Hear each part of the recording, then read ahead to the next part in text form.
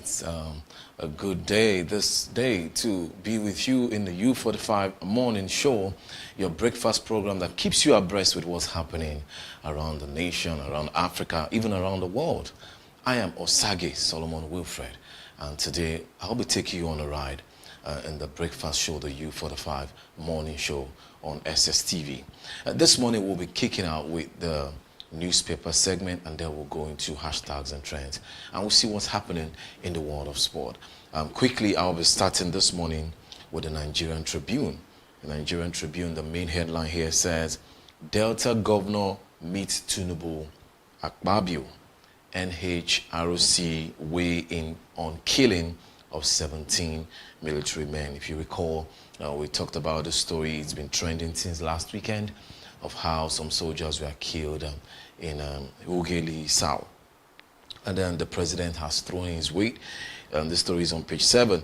The writer says, we never bargained for what happened. Oborevori, that's the governor of Delta State. The killers of soldiers may be mercenaries. That's according to Akpabio. Probe the killings, NAS tells armed forces. And NHRC calls for prosecution of culprits. That story is on page 7 of the Nigerian Tribune. Moving on, it says Senate threatens to debit accounts of banks over unpaid 358 billion naira anchor borrowers loan. Another writer says may summon former governor of CBN on ways and means overdrafts. That story is on page 4 of the Nigerian Tribune. Impeachment. Edo Assembly directs CJ to constitute panel to probe deputy governor. That story is on page 4 of the Nigerian Tribune. Still on the Nigerian Tribune, Zenith Bank appoints Adaora Omeoji, first female GMD CEO, which will be effective from June 1st. Congratulations to Adaora.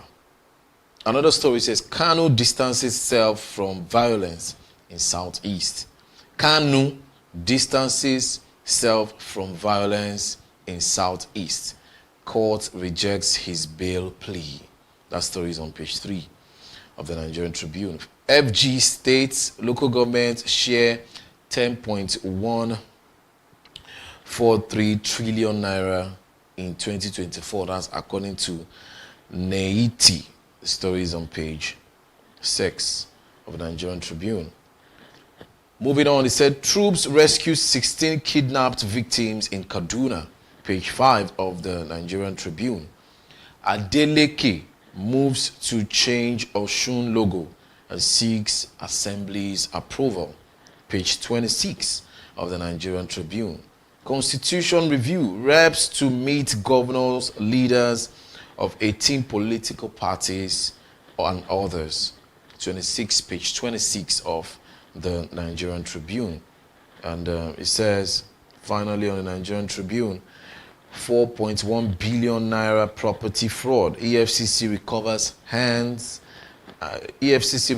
and hands over 324 houses to Kanu pensioners. That story is on page 5 of the Nigerian Tribune. For more of the stories, grab a copy of the Nigerian Tribune.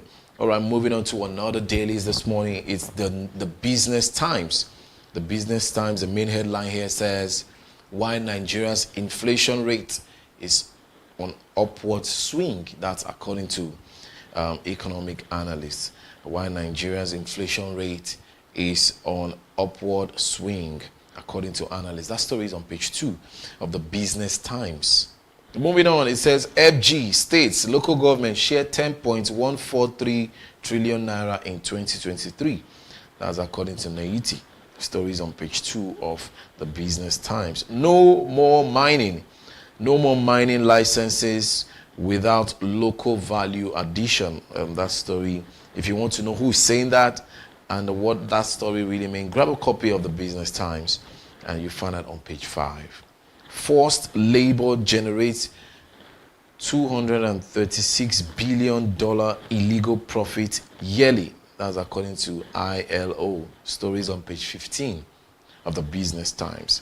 11 Discourse got 273.34 billion naira funding for meter purchase. That story, it's a report on page 5 of the Business Times. Zenith Bank names Adaora Omeoji as first female GMD and CEO, page 2 of the Business Times. FG to borrow $1 billion for World Bank from World Bank for internally displaced persons. Federal government to borrow $1 billion from World Bank for internally displaced persons. That story is on page 6 of the Business Times. And finally, on the Business Times this morning, the 20th day of March 2024, it says SEC seeks partnership to build knowledge-driven capital market. SEC seeks partnership to build knowledge-driven capital market. That story is on page 11 of the Business Times. I'm moving on to another paper. It is the Punch newspaper. The Punch newspaper. The main headline here says, "Reign of Terror. 165 farmers killed in March, and farms deserted as bandits demand 3 billion naira." Quite unfortunate, I must say. The writer says 130 farmers killed in 4 Benue local governments and 28 in Sokoto. And it says sorghum production falls by 90% in Borno. Another writer says Benue farmers lose 1.1 billion naira to attacks, and Sokoto growers pay 3 billion naira ransoms, and 5 million naira paid in Delta State. The bandits are in the farms. They could be one of the reasons why there's food scarcity currently in the nation. Quite unfortunate, I must say. All right, moving on. It says FG names 15 terrorism financiers and BDCs and plans sanctions. That story is on page 42 of the Punch newspaper. FG states local government shared 10 trillion naira allocations in 2023, according to Neiti. We read that earlier in all the dailies. Dangote, MTN, others lose 1.7 trillion naira to depreciation. That's according to a report on page 32 of the Punch newspaper. Moving on, it says shareholders excited as Zenith Bank appoints Omeoji first female GMD. Reps to quiz minister over $300 million malaria loan spending. Reps to question ministers over $300 million malaria loan spending. That story is on page 22. 30 trillion naira loans. Senate uncovers fresh infractions and summons Cardoso. That story is on page 32 of the Punch newspaper. Moving on the Punch newspaper, I said, Delta bloodbath. Governor meets Tinubu and National Assembly demands thorough probe. That story is on page 30. Abducted editor, asthmatic and family laments, NUJ demands release. Abductor editor is asthmatic, family laments, and NUJ demands release. That story is on page 42. And then finally on the Punch newspaper this morning, it says parties infighting, parallel primaries wasting INEC resources. Parties infighting, parallel primaries wasting INEC resources. That's according to Yakubu Mahmoud, and the story is on page 18 of the Punch newspaper. And then moving on to the Guardian newspaper. The Guardian newspaper. The main headline here says, unlicensed digital lenders, loan sharks target poor citizens and exploit, violate privacy rights. I remember we did a show on this loan apps and loan sharks guys who violate privacy and all of that. I'm excited that a lot of Nigerians are beginning to unravel some of their excesses. Unlicensed digital lenders, loan sharks target poor citizens and violate privacy rights. That story is on page 6 of the Guardian newspaper. Another story said Nasu Sanu strike leaves certificate applicants stranded. Story is on page 4 of the Guardian. Banks show signs of illiquidity and borrow over 24 trillion from central bank in less than 3 months. Banks are showing signs of illiquidity and borrow over 24 trillion naira from CBN in less than 3 months. The story is on page 17 of the Guardian newspaper. Moving on. Criminalize importation of Adire Kampala fabrics. Reps urges federal government. Criminalize importation of Adire Kampala fabrics. Reps urges federal government. The story is on page 3 of the Guardian newspaper. Again, court refuses Kano bail over terrorism charges. The story is on page 7. Delta governor briefs Tinubu on Okwuoma killings. Page 4 of the Guardian. Reprisal. Ijaw Youth Council raises alarm over invasion killing of 40 residents. Reprisal. Ijaw Youth Council raises alarm over invasion killing of 40 residents. The story is on page 6 of the Guardian newspaper. Man bags life jail sentence for defiling neighbor's 11-year-old daughter. Page 9 of the Guardian. And then Nigeria's federating units shared 10.14 trillion naira in 2023. For more of these stories, grab a copy of the Guardian newspaper and you keep yourself abreast with what's happening in the nation. And then moving on to the Daily Independent. The main headline here says, Delta killings. Oborevori meets Tinubu and says, situation now under control. The writer here says, confirms embattled community and now deserted completely. Mercenaries may be behind killings of 16 soldiers, says Akpabio. Okwuoma community never killed any soldier, rep member. Says soldiers have burnt down community and killed many people already. For more of that story, grab a copy of the Daily Independent, and the story is the main headline. Moving on, it says Delta killings, Nigeria at risk of losing sovereignty, says NNPP. The story is on page 7 of the Daily Independent. Reps propose 5 months paid leave for mourning widows. Reps propose 5 months paid leave for mourning widows. Still on the Daily Independent. Subsidy cuts, Naira floats increase. Increase federal, states, and local government allocations to 10.14 trillion Naira in 2023. That's according to NAITI. All right, moving on to other stories in the Daily Independent. Zenith Bank appoints Adaora Umeoji, first CEO and GMD, page 7 of the Daily Independent.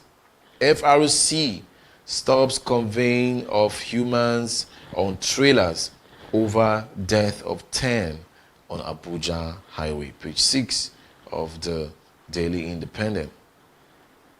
Impeachment, Edo Assembly directs CJ to set up panel on petition against Shaibu, page 6 of the Daily Independent. Count me out, Southeast violence, count me out. I suspect some people in government, says Nnamdi Kanu. Count me out, I suspect some people in government, says Nnamdi Kanu. Nnamdi Kanu says that he will restore peace in the region. 2 minutes if he is released. And then moving on to other stories, Kyari calls for differentiated energy transition for Africa, page 6 of the Daily Independent. And then finally on the Daily Independent, IYC alleges military killed 40 community residents. Page 29. And then condemns killings of 16 officer soldiers in Delta State community. All right, that will be all for Daily Independent. And then we're moving on straight to The Nation newspaper. The Nation newspaper, the main headline here says, how Adebutu applied for production of 20,000 prepaid cards by bank officials. That story is on page 6. Soldiers killing, no one left in community, says governor. The governor says that no one is left in the community, in the Oklahoma community. The villagers fled into bush. Oborevori briefs Tinubu, and then Senate, House of Rep probes attack. And moving on, it says interest rates take center stage as CBN MPC meets. 42,000 mounts of grains being shared to states, says Agricultural Minister. Violence will cease in Southeast after my release, says Nnamdi Kanu. Olaikuleyin family for Ibadan throne 165 years after. Overdraft to federal government. Senate grills CBN chiefs. Meoji appointed Zenith Bank GMD. And the Do Assembly asked CJ to raise panel on Shaibu. Those stories are on page 7 and page 29, respectively, of the Nation newspaper. And finally, on the newspaper review this morning, the Vanguard newspaper. The Vanguard newspaper, the main headline here says, Delta killings, 3 suspects nabbed and moved to Army headquarters in Asaba. Page 5 of the Vanguard newspaper. The writer here says, Senate probes killings and calls for recruitment of more policemen. Oborevori briefs Tinubu and says there won't be further attacks. Notes situation under control. And Clark condemns killings, urges military to exercise restraint. Investigate Delta killings, Rep tax military. Flags flown at past as military begins 3-day mourning for slain soldiers. Civil society groups calls for unbiased investigation. RULAC appeals against revenge in indiscriminate actions on innocent civilians. And then the final writer here says military moves swamp boogies to Oklahoma. Eziefe burial committee visits Akpabio. There's a picture of the committee there with Akpabio on the front page of the Vanguard newspaper. And then moving on, it says, Edo Guba, only 6 parties have filed nominations, according to INEC. The writer says, urges parties to stop granting unnecessary waivers to defectors.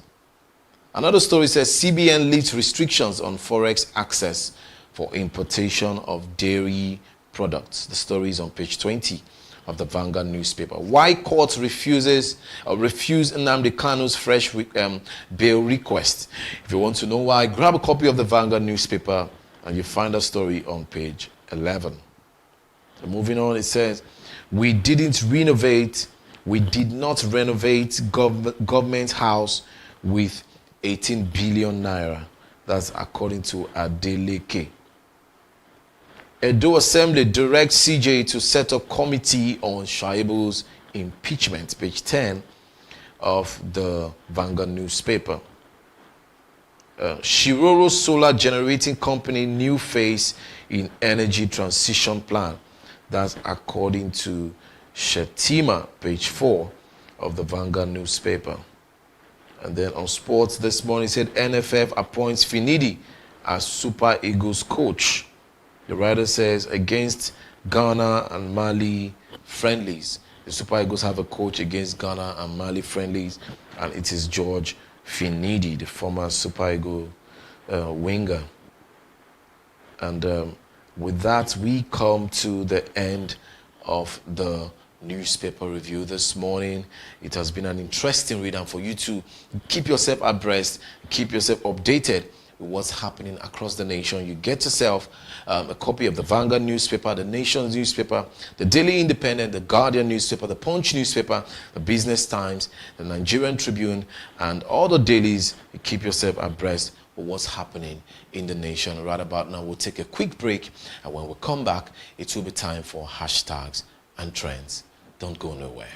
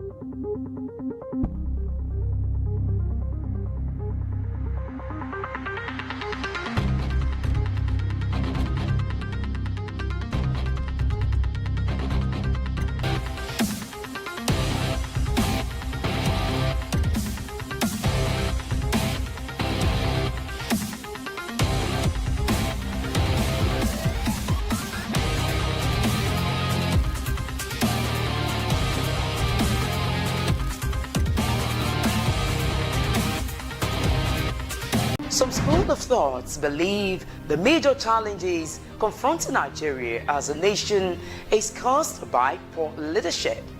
How true is this? You and I can actually... All right, welcome back from the break, and it's time for hashtags and trend. There are stories trending this morning. There's this big one that is really heartbreaking. It is the story of a mom who left her toddler at home alone for 10 days to go on vacation, elsewhere. She left her baby. This is crazy. I've never heard anything like this. A mom left her 16-month-old baby and she traveled on vacation without food, without any care. Even animals don't do this. It's quite a 32-year-old American woman who went on a 10-day vacation and left her 16-month-old daughter at their home to starve to death. And she has been sentenced to life in prison without parole.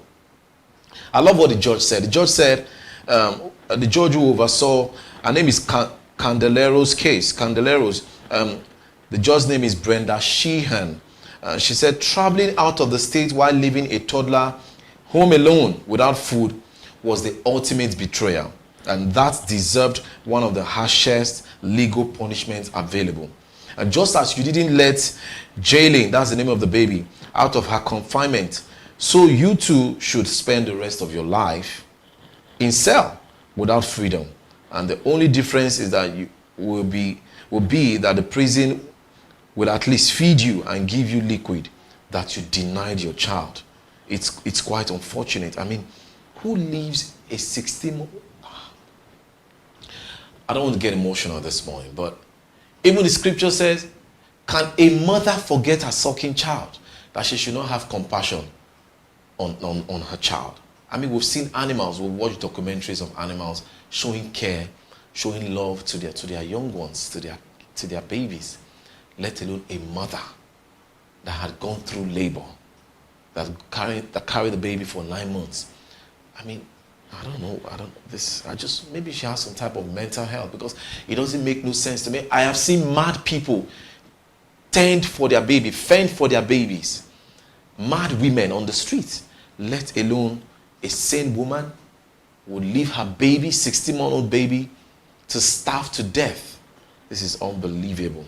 Now, according to doctors, they said the child died of starvation and severe dehydration from pediatric neglect. It is quite unfortunate. This story, I mean, I don't know. All right. I don't want to get emotional, I must say it. Moving on to another story, it's that of the governor, Anambra State Governor, Charles Soludo. Charles Soludo has said that he refused to fix a bad road because it was in the constituency of an opposition. I mean, this is the highlight of Nigerian politics. I refuse to fix a bad road because it was in the constituency of an opposition politician. Anambra State Governor. The executive governor of Anambra State, Chukwuma Soludo, has reportedly said that he refused to fix a bad road because it was in the constituency of an opposition politician. And it was reported that Soludo, while inaugurating a 12-kilometer of roads in Okpoko area on Monday, March 18th, explained that the inaugurated road was done because the politician joined his party, All Progressive Grand Alliance. So when the politician was in an opposition party, the governor refused to fix that road. This is unbelievable. Now, according to the publication, the governor said that he rejected the advice to develop Nwokodi Street because the House member representing the area was formerly in the opposition. I thought government is a continuum. But this just summarizes the situation we're currently undergoing in Nigeria, where we allow party affiliation affect the basic growth and development of the community, of the state, and of the nation. I mean, it has nothing to do with political parties. And this is to our government, representatives out there. Go out there and do your bit. You don't have to attach emotions to it. That a road belongs to an opposition party, or an opposition party used to live there, or is from that local government or whatever. How about the masses from that local? They voted for you, not because of an individual or few individuals, that you leave an area undeveloped because of emotional sentiment. For me, this is a low blow from the governor of Anambra State, Governor Charles Soludo. Well, congratulations, he actually fixed the road, but it doesn't have to be because the man in question has moved to your party. Get the road fixed, because it will bring economic growth and development. It will put smiles on the faces of the people who voted for you. It baffles me how some of these political leaders reason sometimes. Anyways, moving on from that story, it is the story of Davido. Davido posted a tweet, and it says, they all come together to discredit me. He posted a picture on his Twitter. He said, they all come together to discredit me, but God is working overtime. 2024, a year of the beast, and his picture is there. But Davido's cousin Tunji calls him out for cropping him out of the photo. So apparently that picture that Davido posted, he wasn't alone. He was with his cousin, and his cousin went ahead. Tunji Adeleke went ahead to post the complete picture, and he said he also posted in his Twitter. He said they all come together to crop me out, but God working tirelessly. 2024, a year of being intentional. Well, some people have argued that he said that on a lighter note, but you can see that sometimes our our entertainers go an extra mile. I mean, this is your cousin. Why crop him out of the picture? Well, maybe he doesn't want to give him cheap publicity, but this is your blood. This is your cousin. Anyways, away from that, it is the story of gospel singer Theophilus Sunday. He is trending. Why is he trending? Because he engages his fiancée, who is from Jamaica and based in the United States. Their pictures have been all over the social media, and Theophilus posted on his X account. It says, as it pleases the Lord. And there are beautiful pictures of him and his bride-to-be, all looking gorgeous in their white attire. Tongues have been wagging. Theophilus is a worshiper who, if some of his songs, you would think that this man has pledged all of his life, his passion, his love, even for women, to God. But tongues have been wagging because, Theophilus Sunday is getting married. He's a man after all. People thought he was probably an angel. Beautiful pictures of Theophilus and his bride-to-be. She's from Jamaica. And this is coming after engagements from the likes of Moses Bliss, who got married to his bride. And then shortly after that, just a few days ago, there was a proposal also from Neon Adejo, the guy who sang Eze Bube. It seemed like these gospel artists are beginning to find love. And guess what? They are all leaving the shores of Nigeria to find love. If you recall Moses Bliss' bride, she's based in the United Kingdom and she's from Ghana. Now Theophilus, Sunday's bride is a Jamaican who is based also in the United States. And a few days ago, Neon Adejo proposed to his Nigerian bride, but she's based in the United Kingdom.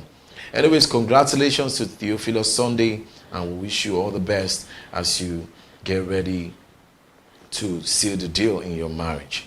Finally, on what is trending this morning, it is the video of a man known as Stephen Moses. He posted this story in his X account of how their son turned out to be a sickle cell carrier, even though he's AA and his wife is AS. How come their son is SS. You know, he said he has done all of his research, and he found out that it is impossible that his son should be SS when he is AA and his wife is AS. That even if the wife is SS, the worst they can have is to have a baby that is AS, not having a child that is SS. Unfortunately, that is the story. And it took the case to a judge where a DNA test has been conducted. I don't know if our producer will be able to play that short clip, you know, for our viewers to hear. You know, it's a short video of how Stephen Moses was being interrogated with his bride, his wife, on how their marriage had been and how the possibility, you know, of the possibility of their baby being AS. A child. I am AA. She is AS. And when he was 2 years, he was diagnosed to be SS. Wow. Have you repeated the test? Yes. I've repeated the test twice after that. And we repeated our own test too, to be sure that maybe before the marriage, the test we did was wrong. So we repeated our own test too. It was still AA, yes. So I was confused, and I don't understand what she was saying. She was mentioning some things that were not resonating with me. So I kept on living like that until sometimes in March or April, I decided that this is going out of hand. So I said I was going for DNA test. Do you have anything to say to that?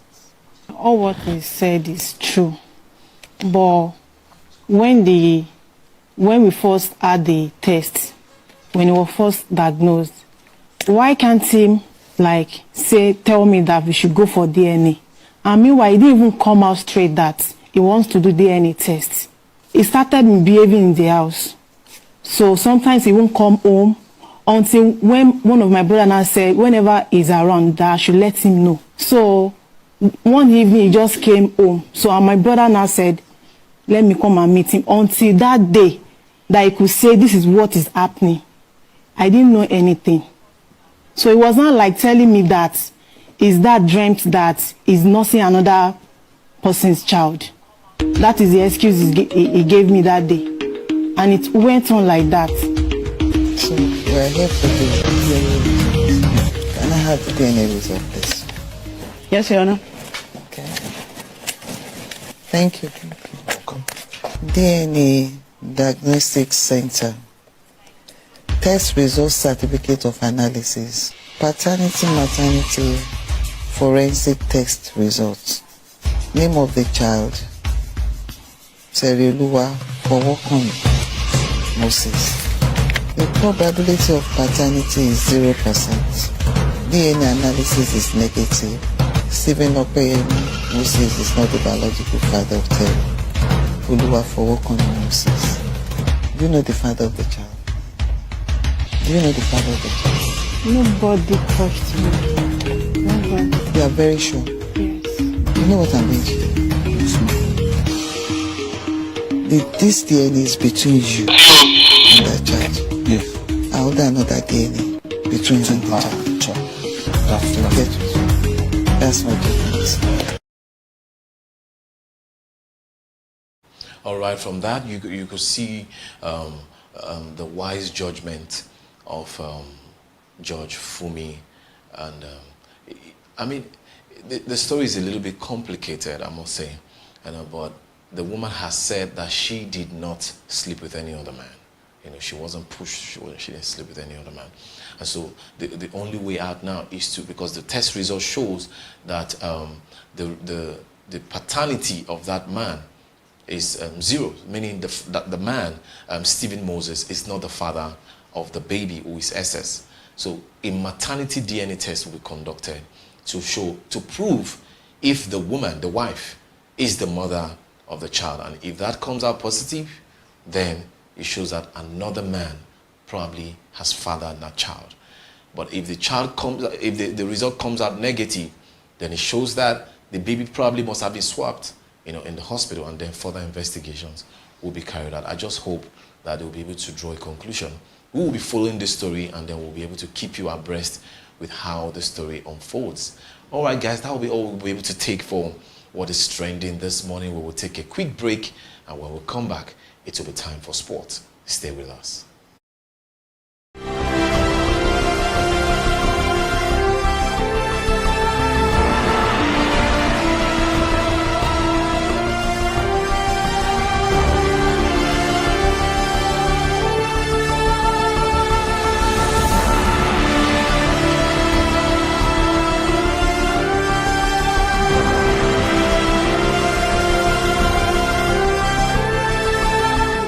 Into tools to deliver the dividends of democracy. Join us every Saturday by 11 a.m. to 12 p.m. Let us look at the issues confronting us as a nation. Together we talk heads. Nigeria can be great again. I'm Adenike Owoye Ajiboye. Keep it date.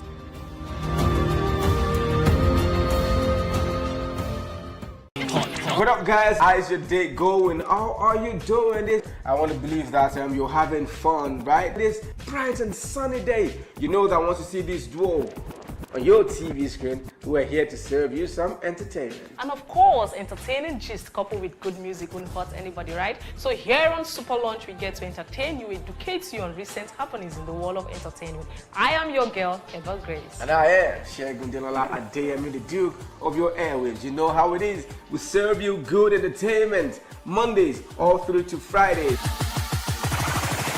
And that's how we do. We'll take you on a smooth ride of entertainment. So don't go nowhere. Join us every Mondays to Fridays. We love you guys.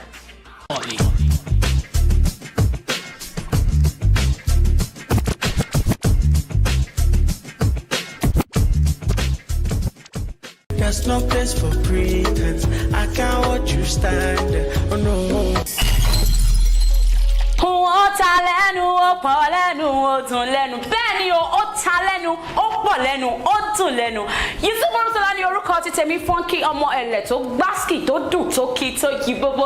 Ẹ pàdé mi ní gbogbo ọjọ́ Thursday 8:30 to 9:30 àti gbogbo ọjọ́ Saturday 1 to 2 fún ètò tó.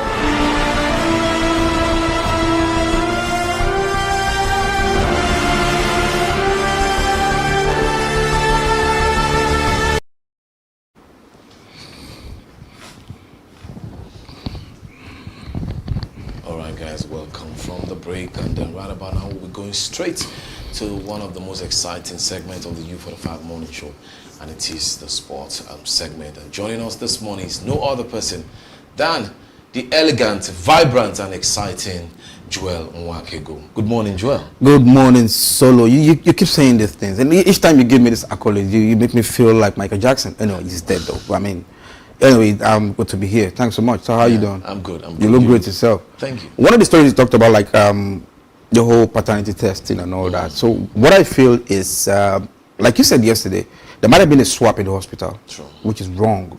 I mean, that tells you how inefficient those nurses are. But probably somebody was paid and, get me a child and stuff like that. It's true. But the father had said that he thinks that possibility must be very slim because he was with a midwife. He followed her, they bathed the baby. He was there when they brought the baby close to the wife. So he's doubting that possibility. Okay. But we'll just have to sit back and wait for the maternity test to be done. And if the maternity of that child correlates with that of the mom, then probably the woman must have slept with another. You know, I'm trying to relate a lot of things that happened in Nigeria. I'm not comparing Nigeria or another, third world country, beautiful countries in Europe and all that. But there are cameras, CCTV cameras everywhere. Something could have been done in a split second. Because you see, whenever investigation is carried out, the first thing they do is that go to the cameras, find out if anything of such took place. But we don't have that here in Nigeria. I know we have a forensic, but I don't know how, diligent they do the duties and all that. Joe, the truth is, before we even start talking about cameras, that test should have been done, conducted before they all left the hospital. You're right. That's the right thing. Exactly. Yeah. Before they leave the hospital, so our hospitals should be equipped with this type of facilities. Yeah. Where as the baby is born, mother, father, everybody is tested. Okay, this child is yours, so that we can avoid certain complications. And I think it's a wake-up call to a lot of hospitals right now. Absolutely. So really put things in place. Anyway, you're welcome to Sport Train on U45. A lot is happening. It's 3 days to the end of the All-African Games in Ghana. The Ghanaians are happy. I mean, tourism, economics, a lot of things happen. It's happening in Ghana, commerce and all that. And Team Nigeria is looking second on the log. It might just end up being second on that table because you have Egypt first with 154 medals and Nigeria 74. I think Nigeria, if we're not careful, might even drop to third. But we'll have to be careful. I think it's a good place, a good second position. Yeah. Well deserved. It shows that we can do better than that if we are well encouraged and equipped. Exactly. Going into other competitions. I think the All-African Games should be a test ground for other quality sports. Like, but what I saw in game arm wrestling. Okay. Yeah, in the All-African Games, which is good. Probably could introduce something like Ayo, another Dambe and all that. Other countries could look at other sports and make it viable. So we can have high number participation. You might can tell. Even the IOC might just say, okay, let us have Dambe in the Olympics. Absolutely, I think I agree with you. There are so many sports that some of these African nations practice in their traditional ways. They should be brought to limelight. I'm sure the advanced nations will be surprised that Africans have this type of sport, and it could catch the eyes of international bodies. Exactly. Who knows? They might even bring it to the main Olympics. And also it's going to curb unemployment because you're going to have a federation for that sport. Then probably train personnel that run the administrative part of the whole thing. Yeah, and I think it's good that we might just end up being second on the table. But Sole is telling me we might just end up being third. But what is important is Nigerians are doing so well. Tobi Amusa did so fantastically, and this is the third All-African game for her, and she's a champion on the hurdles. This is amazing. She's indeed a world champ. Yeah, she's proven it by the day. Tobi Amusa is fantastic, and I believe she's going to be there in Paris come Olympic later in the year. Now, moving away from that, George Finidi is the interim coach. He's not the permanent coach of the Super Eagles. He is the interim coach. But like what you said, he's the coach of the Super Eagles. But right now, coach for the next 2 games. Yeah, next 2 friendly games. Yeah, he's interim coach. He's going to get paid now. You can't just do a free job. But anyway, the players are in camp getting set for the big one tomorrow, taking on Ghana. The last time we had a game against Ghana was qualifiers for the World Cup, and they made sure we didn't go to the World Cup. Thomas Partey, your friend, made sure we didn't go to the World Cup. And this time for me, it should be a revenge business. We're taking on the Ghanaians tomorrow in the friendly game out in Marrakesh in Morocco. What do you think about that? But because we're having new players in the team to be part of the system, and I think 1 or 2 home-based players are going to grace that team. I think Nigeria should not expect so much, especially because some of our big boys will not be available. Yeah. The calendar, out there in Europe is very sensitive now. Many clubs don't want to release their players. Any player who is out injured now, end of story. Forget it to the end of the season. So Nigeria, the expectation should not be very high for Nigerians. The players should go there, have fun, play their game. This is time for the technical crew to map out strategies. Exactly. What is your game plan? What do you want to do? How do you want to build this team? What players you think should be in the second 11, first 11? These are all. It's the first game for Finidi George. I mean, just use it as it's a friendly game. I mean, nothing is really at stake. Actually, it's international FIFA international friendlies. A lot of countries will be filing out friendly games, and also you have qualifications in Asia and all that. But majorly, it's a ton of friendly games. Teams from different countries taking on each other and all that. Now, what do you think Finidi is bringing to the table? Because it's a massive test for him. It is. I think he had been an assistant coach. Before.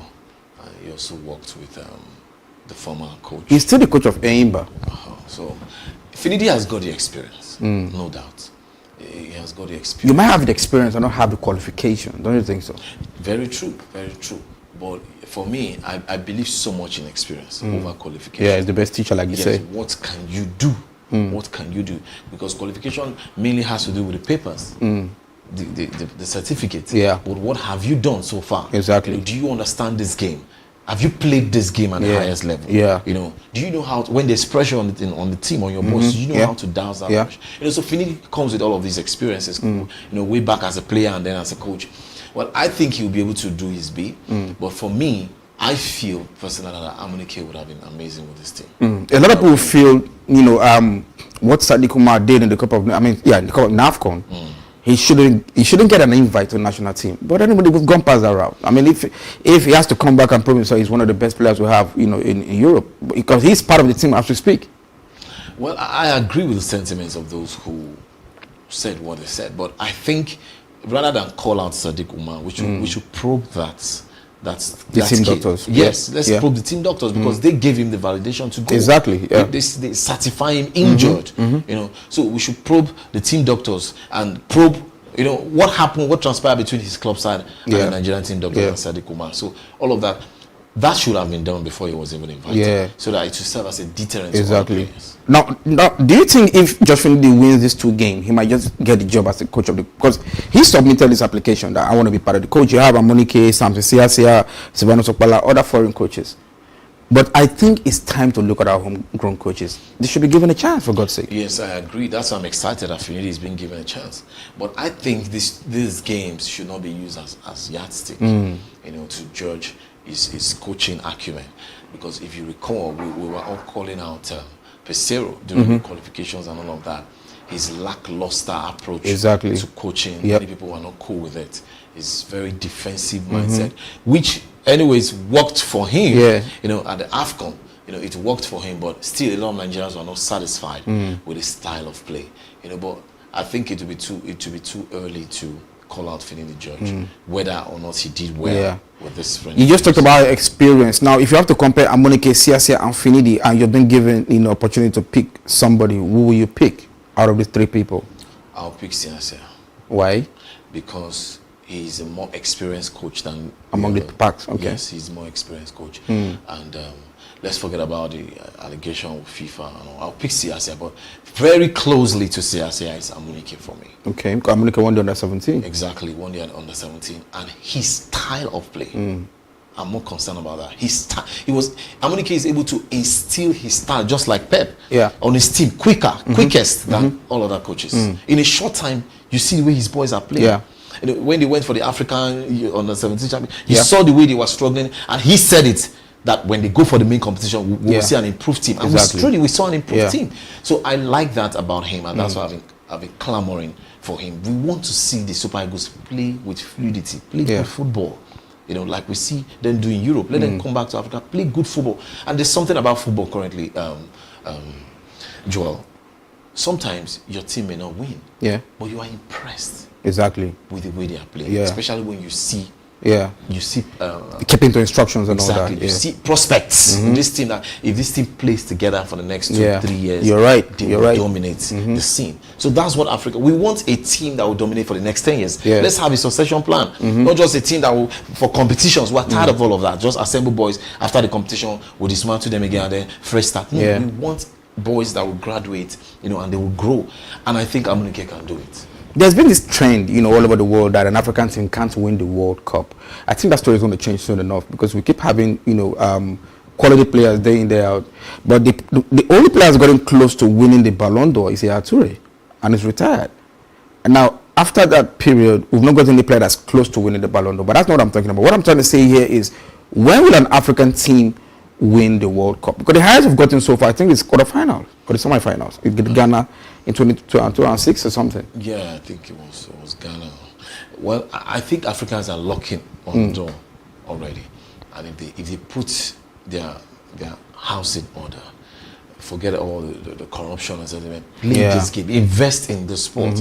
I'm sure, and give yourself a target. In the next 10 years, we want an African team to be in the World Cup finals, whether they win it or not. I think they can achieve it. They have the skills, they have the pedigree, they have the talents, they have the technical know-how. African teams are doing very well, Joel. And that's why you rarely find a European team dominating the scene without a few African players in there.